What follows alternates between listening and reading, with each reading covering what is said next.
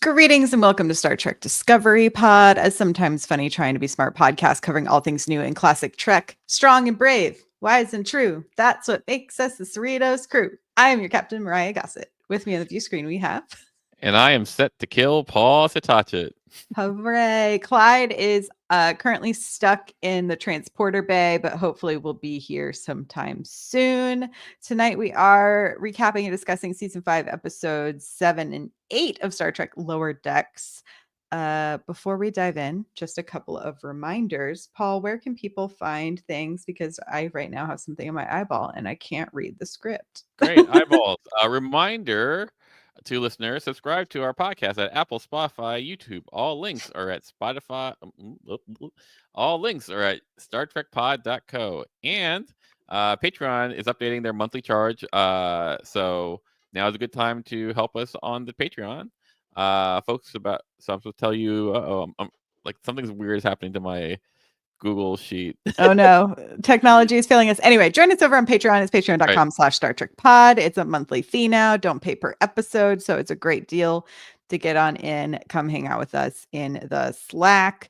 The Patreon fee helps cover the cost for like the live stream stuff, our website, in our private jet, and like the our software to in our edit all this stuff. crew, we have like a caviar service that is it's really we really need. Rotating. Definitely we really need. If you are hanging out with us tonight live on YouTube, which you can do on Thursday nights when we are streaming, we keep you up to date on that schedule here on the podcast. Come join us here on the U of Tubes. We're hanging out starting at 8 p.m. Pacific time. And if you're joining us tonight and you have something you want us to pay attention to in the chat, just type the word pod, capital P, capital O, capital D, capital pod in all caps before your comment so that we can take a gander over there. Paul, how was your fall holidays? It was good. Like I normally do a Thanksgiving. If I have my druthers, I do a progressive. Oh. So I go get like usually it's like coffee, dim sum, like duck, Mm-hmm. and like at night maybe sushi or Korean barbecue, something like that. So like I basically go to different restaurants, That sounds great. and anyone who wants to come to any part of that can come to Mm-hmm. part. So like some people only have capacity to do Mm-hmm. a little Thanksgiving. Some people want to just hang out with me all the whole time. My wife is not one of these people, but She just picks one.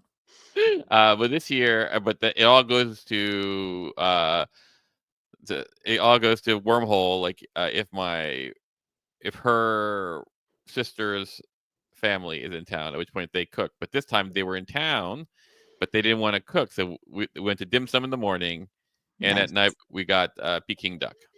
That sounds great.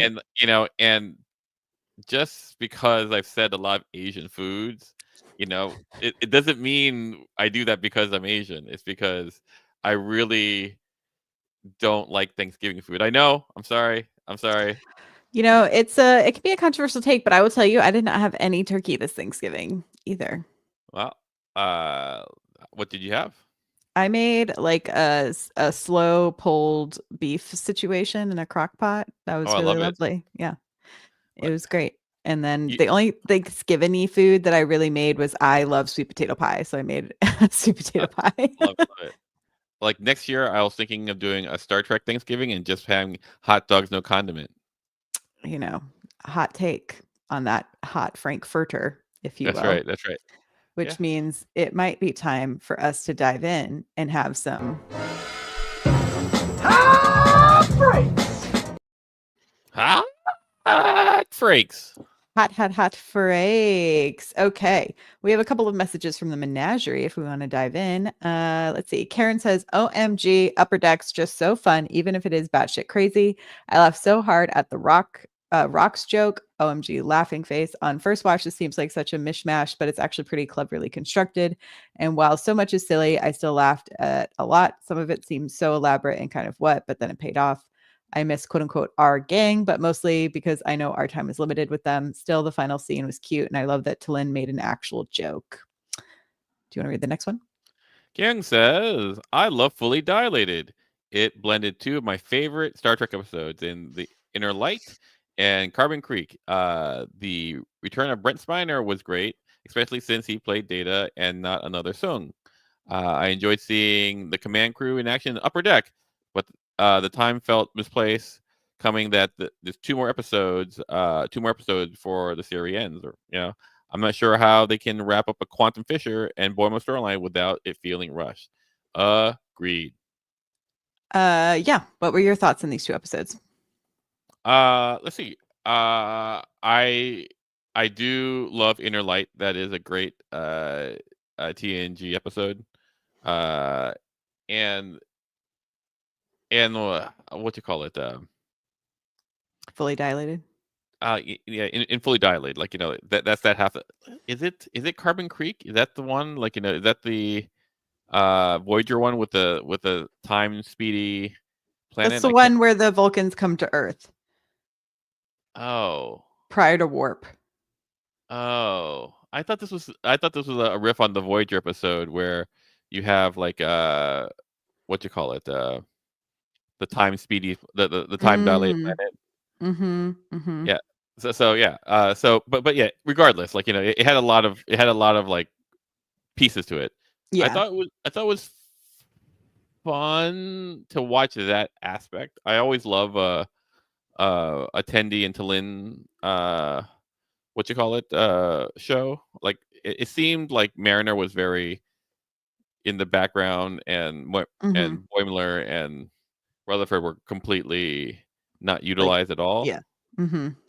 So it feels like a very specific episode. So I do like that. I feel that for the last season, I actually want to see more, and this is a note for both episodes, more relationships. Like I come to realize that like, oh, what really brings it together for me is the chemistry, not the antics.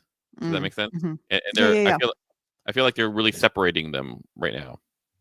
Yeah, I know it's interesting because it made me wonder when they found out this was going to be their last season, because I know they actually went in and did a lot of rewrites and re-recordings for the final episode. Gotcha. So I wonder when that was revealed to them. I enjoyed both episodes. I thought they both reminded me the most of like classic 90s Trek that we've had in a long time for the series, because it is that like we've gone to a planet and now we're stuck here for like an infinite amount of time. I thought the spilling of the micheladas on the board was really funny and silly and stupid in like the best way, because yeah, it probably did only take them like 3 minutes to like clean that up. But because of the stretch of time, I thought that was like a funny way to kind of put that together. I thought Fully Dilated had so many jokes, like the I can't compete with her melons stands out in my mind. No. And I liked the T'Lyn v Tendi in really that it was just Tendi v Tendi, in that way. And we can dig into it some more just for my hot freak. And then I thought Upper Decks was really fun. I enjoyed that a lot. I thought there were so many great little Easter eggs with like the Cardassians and the Bajorans and like, just like classic moments. I agree though that I'm a little like, how are we going to wrap this up in 2 episodes, guys? Like this is a lot. So I'm hoping they're extended cuts or a little longer would be nice. It does make me nervous, but it's like, if this wasn't a last season, I would be having a really great time, Sure. 100%. Like ultimately, like I'm feeling like, oh, I'm not worried about it ending as a season. I'm worrying about it emotionally landing as a series. Exactly.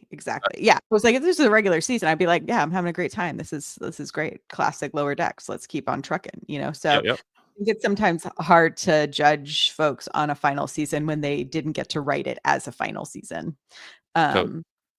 But let's go ahead and dive into Fully Dilated, which was written by Megan Lloyd, directed by Andrew Mueth. Or is that the other way around? Let me look. No, directed by Megan Lloyd, written by Andrew Mueth. I, like I was saying earlier, think it's a fun premise. I like that we got a girls' trip. I like that when we to see the progression of Mariner and Tendi over the like away missions that they've had together. Mhm. Uh, but what did you think of like adding T'Lyn to this mix? Because this is kind of, I think we get Well, all this is parallels the marriage. Like basically, her sister gets kidnapped right. of last season, right? So Hmm. this is like part 2 of their girls trip out. Hmm. So I always like that, like because I have a crush on Tendi, but uh We all do, Paul. It's fine. yeah, okay,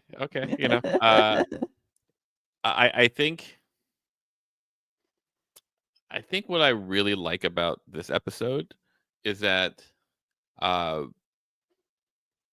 how should I say it in the best way?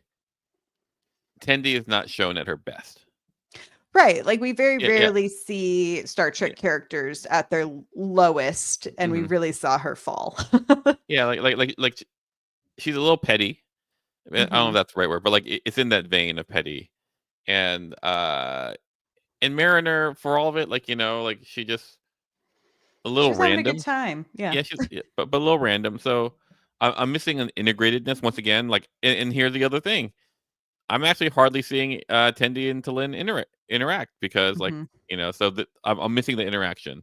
Uh, that said, Tendi plus Data, thumbs up. Yeah. What did we think of Purple Data? I think it's pretty ridiculous, and like it comes down with what color is your Enterprise? Mhm. Just a neutral, just regular. That seems like a wasted opportunity. Like when purple's an Since option. purple exists, yeah. I also And thought that was funny. so, yeah, I think, yeah, it's Data. And it's good and it's nostalgia. Like I don't know if the episode pushes anything forward. Mm. That's I guess that's the thing that I even in the what you call it the last season, like things were moving forward in the serial arc kind of thing. Here, all we are doing is like sealing up a rift here and there, and not having any kind of explanation or no urgency about it even. Mhm. So Yeah, we yeah, have a lot left to like maintain because it's like they seem to be able to like the rifts don't seem to close very fast if they're able to, well, I guess in like their timeline it wasn't as long, right? But hmm even still, it's like if it's a half an hour that the rift is staying open long enough for them to be able to send Data back through and have like a plan and hmm get him rescued. Um what did you think of? I mean, I wouldn't even call it a plot point, like a true A, B, C, or D. It's it's really like an F plot point of the Boimler Rutherford Michelada accident. like I just think that michelada is a fun word to say. It is a fun word to say. They're pretty delicious, I have to uh say. I think that like as a plot point for the F storyline, I Mhm. think it's really in order for that to work, it just has to be really, really, really funny. And I don't know if spilling it and then just wiping and the jokes that were funny enough to carry an F line. Mhm. Like there's the Seinfeld episode that I really like. It's the marine biologist one, Is and that the golf ball? it is a golf ball. Yeah. And Kramer he's not doing anything really. Like except Mhm. playing golf at the beach, and all of a sudden, like at the end, like I pulled this out, and it's a golf ball. Ah, a hole in one. They go like that is funny enough to carry the F line or whatever. Right. Like Where the running joke, the running gag. Um yeah, and so yeah, so it just seemed, and also I like I'm not exactly in love with how they're portraying Boimler this season mhm. because he's copying, but the copying isn't even really interesting. Yeah. You know. Yeah, I could see that. I know it would kind of be, I mean, one, I do love that there's a taquito night on the Mhm. Cerritos. Great choice, guys. But here, one side note. If the away mission is literally supposed to take 1 second, like they don't have to miss taquito night. Right. Like you're not gonna miss taquito night. So I was going like, what's happening? What on second? I didn't get until the second watch, but I was like, why are you Maybe spend the maybe third? it was like already happening and because they had to go get transformed, that's why they missed Sure, taquito sure, sure. night. But But yeah, what did we think about Snell, our little sneaky dude? I thought it was good. He's funny. Like I Yeah, think I thought it he had better running gags through most yeah, of it. yeah. Yeah. Like I mean, I think one of my favorite bits was like, no, we are travelers, and then Talin juggles, and he goes, "Oh my god, Witches. oh my They're god, witches. that's amazing!" Like I'm like, oh, well, that's hilarious. I did love like Mariner accidentally Mariner was the one that accidentally extinguished the Eternal Flame. flame. Yeah, the Yeah. eternal flame, and like all of these little guffaws that end up tossing her in jail and her soap flute Hmm. that she ends up playing. It did feel like a bit of a weird side quest for Mariner, but I think she was just like, I'm stuck here. This isn't really that consequential. I'm just going to try to have some fun. Hmm. Um, but I could see how some people might think of it as a bit of a backslide. But really, Mariner to me in this episode was just being our constant referential machine of other episodes that have taken place in similar worlds. Totally, which is also interesting because like in the last season's episode or on Orion, like Mhm. Mariner was also the running gag. She was getting Right, with the stabbed. knife, right, yeah. Exactly. So like and I'm glad for that. Like I I think it's appreciate the pattern and the repetition, yeah. and I feel like Mariner can oftentimes take up a lot of the light, and like this is Mhm. a story about uh Tendi. Tendi, and so like that's great. I Mhm. don't like the solution. Like I don't think two science officers really does it, because like in the end, like life isn't that way, Well, it's the Cerritos. They can do what they want. I guess. I wanted to move into upper decks. Upper Decks. The upper decks, which I thought the like, I mean, it was kind of funny at the very beginning, as soon as they're like, yeah, nothing happens without us, blah blah blah. I was Mhm. just like, gee, I wonder what this episode's gonna be. Right. I wonder what's gonna happen. But from like the moment truly when Shaq starts seeing the visions, I went, Sure. oh, we're in for a good time. Like Yeah, we yeah. are gonna go off the walls, and I am here for it. I do think though, for me, I thought the Billups storyline was kind of the One funnest. note.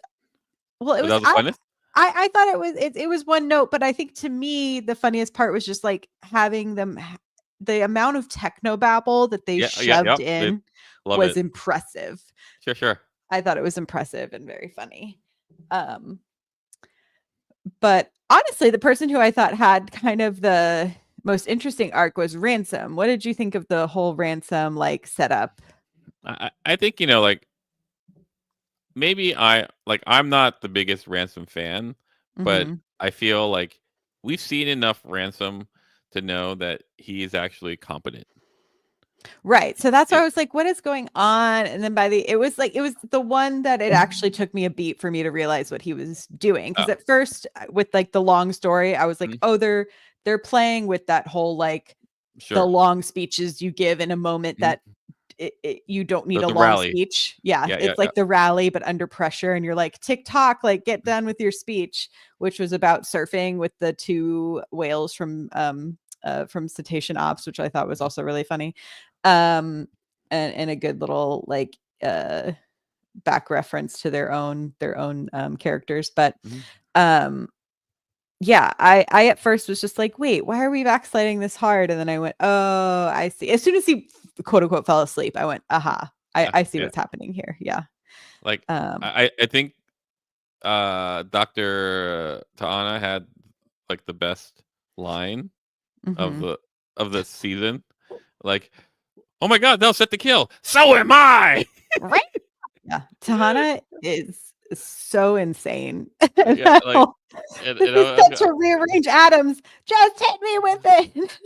and so, like, I feel like that is a good F line, like, runner, like, it's, Yo, yeah. it just keeps on going more and more, and you're hitting the same note, but, like, it pays off in a way, like, that you Oh, don't think, like, she's so pain funny. tolerance, pain tolerance, pain tolerance, and then, like, she gets shot with the phaser set to kill, and, like, and she's pissed, and you're like, "Oh, it tracks, it all tracks," Yeah. in a way.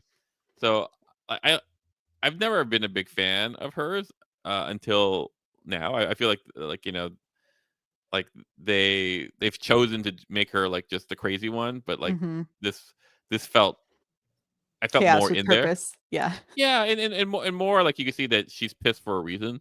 Right. Like, she goes like, "Oh, they said this about me. I don't like when people talk about me." That's Hmm. something that it's a way in. Right. You're finally getting, I think, a better picture of her psyche as a character. Right. Exactly. And so I go like, and I love her assistant. Yeah, Like, great. I was like, "Oh, I want more assistant." Now I'm yeah, like very invested in this like very yeah. snarky character. This is this one character that we've never seen before. I go like, oh, this it's pretty good. It's Yeah. who's the actor? Because I feel like I know the I voice and the was edit. I was trying to figure it out, but the second slide like kept disappearing too fast for me to rewind back. So and I tried to look it up, but I couldn't. So if anyone else figured it out, but the voice did sound so familiar. Yeah, like I'll try to grab if it. I had to criticize, and the only reason why I would criticize is because Lower Decks is such an amazing episode. It's an episode that Right. like spun off this whole series. Right. So And it has such like heart and stakes and like exactly, exactly. And this didn't have any heart, and I really I like how in Lower Decks how the stories interwove. Where mm, here, like Phillips never really interwove. But yeah, but you feel like there's yeah. I thought to me the heart was really Captain Freeman and how she was like it's like I expected them to have for her to be doing all these like crazy above and beyond things, but the Mhm, fact that it was just like she's like, "Oh, these meetings with the crew are mhm, important and this is why." I sure. thought that was like the most lower decks version to do that, if that makes sense. I got you. I see it. I can. I mean, like no one died, so Yeah. uh, Which is nice. The bugs who couldn't take compliments were funny. And then yeah, to me, the Shaq storyline was great because I thought initially it was going to be something to do with when he died and like going to the Black Mountain or you know what huh? I mean from Yeah, yeah, early yeah. on. But the fact that it went all the way back to the Cardassian War and like the end beat with the therapist, I thought Shax had the best like bang bang like the most like concise and Sure. tight jokes that matched with Mm, the plot character arcs of the episode. love it, love it. And I have to. I keep on forgetting like that your new camera just tracks with you. Oh So yeah. like I go like, oh, she's panning. Why is she panning? Oh, drums. And all of a sudden, drums. And And then no, couch. that's right. But yes. um So yeah, like yeah. I mean, I think it was a very fun episode. Once again, it it doesn't it doesn't acknowledge, tie in, or whatever the finality of the last season, yeah. and so like Well, to me this did feel the most like it belonged in a final season of this show because it was our glimpse into the upper sure, sure, decks, right? fair, like that is a fair and solid point. And I think at episode 8 it made sense to me to be here because typically every other season this is where we've had the wackiest episode is landed at 8. Like Caves was at 8, right? Was Caves 8? I think Caves was 8. Yeah. Yeah, It's because usually like yeah, I think it's like the most referential, a little silly. mhm. Um yeah, it's I sorry, I was looking at what season 4 order was. Yeah, 8 was from season 4 it was Caves. So Yeah, it's like they tend to do this in this pattern and so to yeah, me it made sense that this is where this one landed. yeah. It's a great yeah. So you're right. Like it's good for a seasonal pacing, I suppose. Mhm. Cuz I Um, think it's our last like breath before the like penultimate and the it's ultimate. probably like and then 9 and 10 will probably be like a two-part kind of Yeah. finale kind of thing. Yeah. Um, I Uh just not entirely ready to let go. Me That, neither. I'm really that's sad. like I need I a feel movie. yes, right. 6 seasons in a movie. Yes. Like I feel like Lower Decks is probably the Star Trek that has most surprised and least disappointed me, and I'm including Strange New Worlds. Yeah, I no, I agree. like season 2 of Strange New World probably not my favorite. Like there's some amazing bits, like Mhm. The musical. musical episode, and but like it Oh, didn't. they even reference that here. It was like in case the crew start break out in song, Yeah, yeah. like And so like there are a lot of, but like for all of it, like Lower Decks, it does so much. With It's such a tight amount of time. yeah, it's so much. Like, it's it's referential, it's true to source material, it's skewering source material. It creates original things. It does all those things simultaneously in 30 minutes, and it didn't really need a ramp up. It just straight out of the gate, it did that. Yeah. And like, and so like, I'm in awe of it. If I look back, and there's probably more of a retrospective kind of discussion, but like, but Yeah. it is like, great work. Yeah. Takako says Nurse Westlake was voiced by James Tsai, Yeah, who we've heard in the series before. He also played like the dad in Mathematically Perfect Redemption. The Peanut Hamper goes to the owl planet, and then played Grek and Tuvix and Dr. Chaotica in Tuvix as well. So has popped up in Lower Decks quite a few times. Cool. So good job, James. I thought the Bagoons were so cute. Did you? I thought they were so cute. I was like, way to go, Lower Decks, giving me another cute little weird creature that I need a little plushie of. Okay. Well, there you go. The little roly polies. You didn't think they were cute? I think like, space cows fit, like, Little space cow when he rolled up when he was falling behind. So cute. I know, like, are you a cow person? I do like cows. Yeah. So, like I don't think I'm a cow person. I like to eat cows. Well, yeah, they all they serve their purpose. But like, Goofy. Cows, they're not cows. Yeah, but I think in the end, maybe I haven't met the right cow. Like, I guess I don't do well with animals that spook easily. I mean, they don't really spook easily. Like, Why do you but think they cows do. spook easily? Well, like, Have you been around a lot of cows? I've been around a lot of steak. Yeah, that's not the same thing. Oh, well, there you go. Like so. But like, these animals, like, what were they called? The bagoons. Yeah, like, they just seem like kind of dumb. You know, it's not like whereas Moopsie seemed like cute, yeah, and like, and had a purpose. Like, like, so. I mean, the bagoons can cloak. That's pretty big deal. But that's not a purpose. Like Moopsie is like walking around eating bones. Is that a purpose or just an internal drive? That's something, like, like, that's something, like, like, and it has a want. What do these, like, like, space cows want? I don't know. They just seem to get in the way. I mean, that's pretty space cowy just to get in the way. Cows do love just like standing in the middle of a road and looking at you like you're crazy. It's I think a favorite pastime of theirs.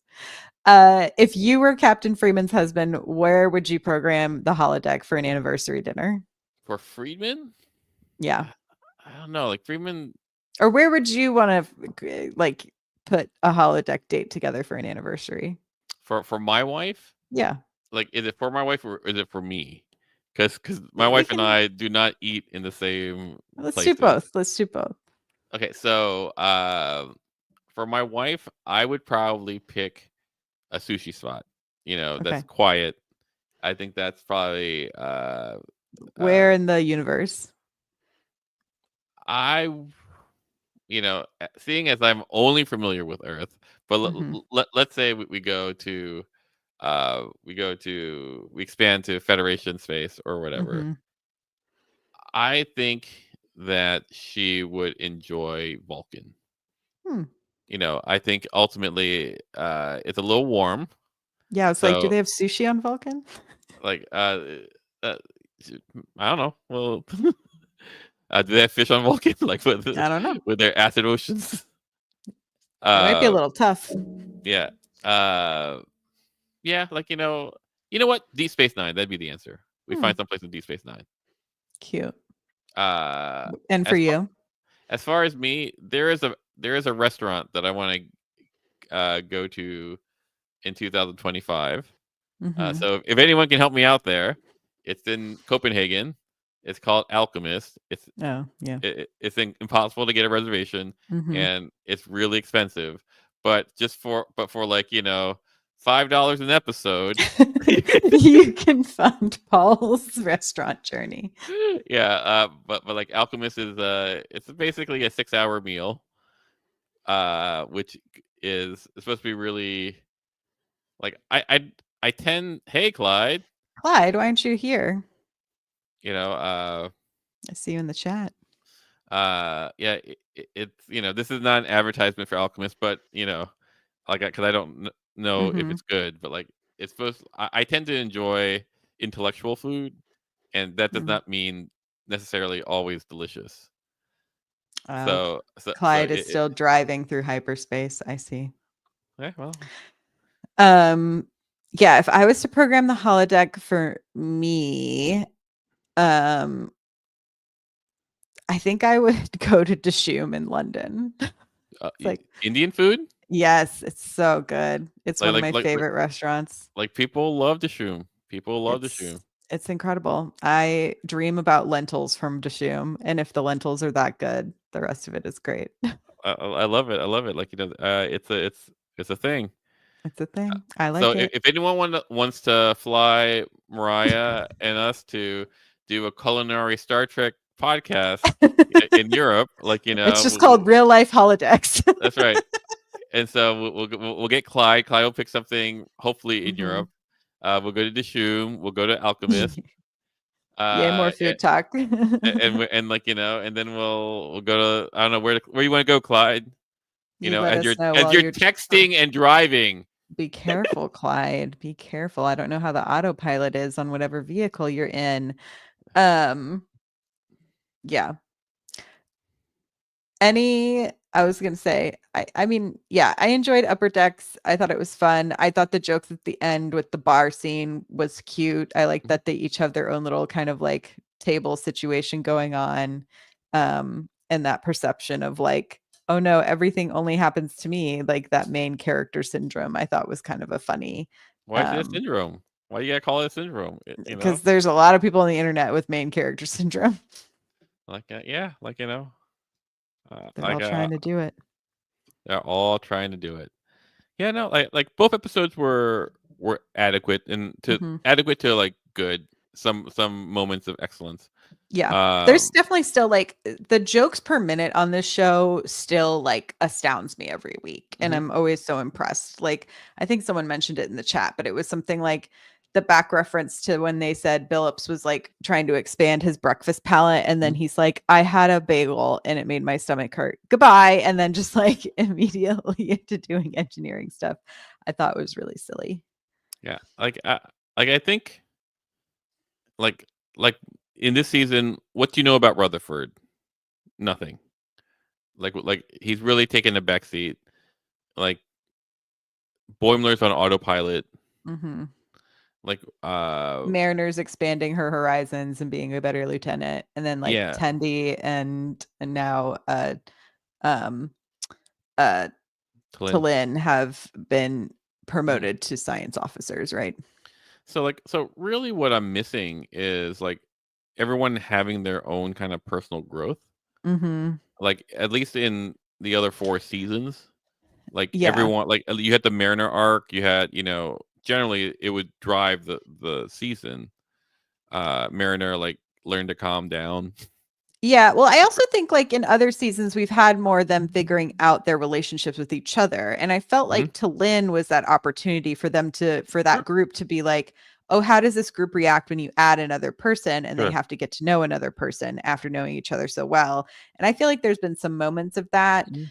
But I think if they had known this was their last season from jump, there probably would have been more of that because this does feel very like I don't know, like the season before the last season. Does that make sense? Like it's the one 100%. where they're like, "Oh, we're really solidifying everyone Mhm, as like their people. We're getting to see some adventures. We're mhm. seeing how this can work as a more serialized thing."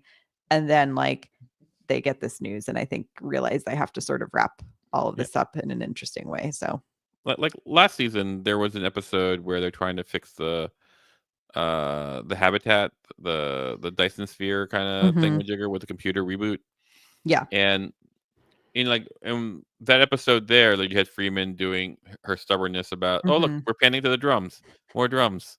Uh, uh, she's she's doing her thing, trying to solve her hard drive, but like just being real stubborn about it. But like what you Yeah. saw was Boimler like trying to deal with the uh Ensigns. exactly trying to deal with the burden of command. Hmm. And so you saw him conflicted on what to do. Hmm. Can I trust these people to do their job and just delegate? And the answer was no. And it cost him, like, he got to see the Black Mountain. Hmm. But like that is, that's the thing that I'm sort of missing in this season. Yeah, like where's the internal conflicts? Exactly. And the opportunities to grow, like where are their Yeah. hangups? Where in Rutherford, like after Tallinn came back, done. Like in the first episode was a very simple one, right? Where Tallinn Hmm. had to, like, Tendi. Tendi. Oh, yeah, sorry. Tendi. There are a lot of T's in the, Tendi, There's Tallinn, quite to a lot. Anna. Like There's a lot of like teas. it. Anyway. And so you saw once, but like after Tendi came back, I'm not seeing once. Yeah. I'm not seeing people with once, and so that is a little frustrating for me. Yeah. I could see that. And yeah, I agree. I wish there was more of that. Like I'm seeing a character per episode having like, I have this internal thing I'm trying to Mhm. figure out about myself. Right. And I Yep. think Boimler is the one that's been getting the most this season with this whole pad thing. But because he's following a formula, I think it's just like a harder thing to track emotionally because he's just imprinting Hmm. upon a thing that we don't really like, a character we don't know about, right? Like we don't know this other Boimler in that way to be able to really see beyond that one episode we had with him. So Hmm. Well, I it mean, can like be a little difficult. we could see Boimler like hungry for it, like in the episode where he's trying to get on to Anna's Good good side, yeah. side. Yeah, Hmm. and and that's worth something. But like it's it just feels patchy as opposed to like smeared Connected. across. Yeah, exactly. Hmm. But Yeah. what do I Um, know? Like, I'm not there to fix everything. no. I will say as like kind of a last note on Upper Decks, I did appreciate getting an episode with this particular cast because like as I thought about it as the episode was going on, I was like, this is such an iconic bridge crew Yeah, like yeah. Like collection of like weirdos. of weirdos, but also just like the voice actors alone, like Don Lewis and Fred Tatascore and uh um oh my gosh, Stand By Me. Am I blanking on Ransom's voice actor? Um Jerry O'Connell. Jerry O'Connell. Yeah. Um, I just think it's like a pretty incredible voice cast Sure. that we've been given for this series. So it's great. Here's the thing that I kind of want to see. Mhm. That I want to see a little more Miglimo, which you'll never hear me say. Well, But interestingly enough, so Paul F. Tompkins voiced that main bug, the main okay, bug bug bad character. guy. Yeah. Click it, the main click it. Mm-hmm.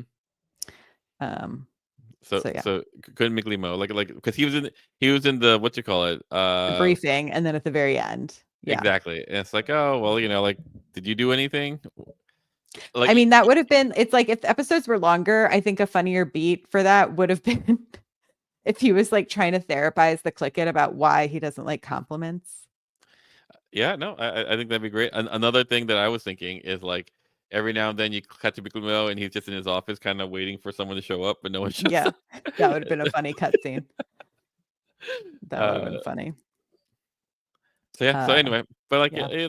yeah, like And two same more thing, the episodes. other security guard who's voiced by Carl Tart. I can't remember. Shaka when the fault walls fell. Yeah.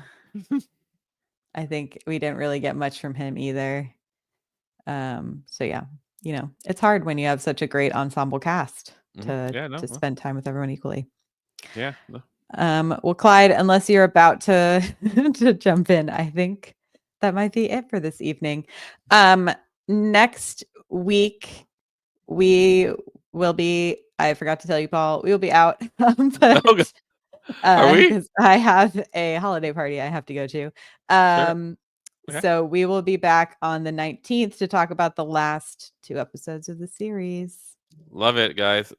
Sorry for like this bouncy, but Mariah is very busy. It's the holidays, guys. It's hard. They made it difficile on us. Trade And for some difficile. reason, offices decide they want to have their holiday parties on a Thursday instead of a Friday. Not my choice, but they did that. So Love it. next week, Nicole will be at Will Smith's concert. Really? Wow. Interesting. Where is Will Smith playing? That should be hopefully fun. You can party like it's 1999. And it'll be a good time. Oh, you just got really quiet, Paul. I don't know if your microphone moved. Hello. There Is that you better? are. Yeah. Nicole, are you on the East Coast or are you It's in San Diego. the Wild Wild West? Wow. That scene from Abbott Elementary. I don't know if y'all are watching Abbott, but there's a great line dancing scene to the Wild Wild West song that I love. Love it. But that is it for this week, y'all. Thank you so much for tuning in. If you're here with the live stream, thank you so much for listening. If you're listening to the audio episode, we so appreciate you. Hey, you can also rate and review this on Apple. That is super helpful for us. It helps people find the show. So go ahead and leave us a review on Apple Podcasts. You can visit StarTrekPod.co for links and more, links to the Patreon and all that good stuff. We are going to get onto Blue Sky when I finally remember to open up a social media app. And when I'm not working. Thank you, Karen, for helping me get that set up and finding where all the Trekkies are going now that X continues to be the hellscape that it is. And remember, if you guys want to help us get to foodie paradises. That's right. In London and Copenhagen and where Clyde wants to go, just let us know. We can do it. Until next time, y'all, live long and prosper. Bye-bye. Bye.